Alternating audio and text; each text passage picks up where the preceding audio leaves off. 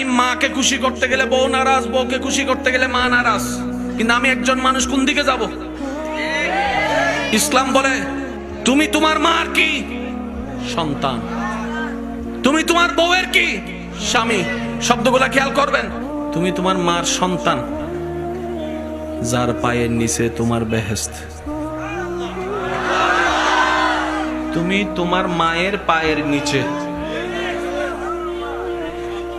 তুমি তোমার বউয়ের কি? স্বামী। স্বামী মানে অভিভাবক। অভিভাবক কি নিচে না উপরে? মায়ের পায়ের নিচে তুমি, আর বউ তোমাকে মাথার উপর রেখেছে, কারণ তুমি বউয়ের অভিভাবক। তো উপরওয়ালা তো নিচের ওয়ালার মতো হয় না, নিচের ওয়ালা তো উপরওয়ালার মতো হয় না। এবার সে বলে আমি করব কি? বলে যে শুনো, তুমি মাকে মাথায় রাখো, বউকে বুকে রাখো।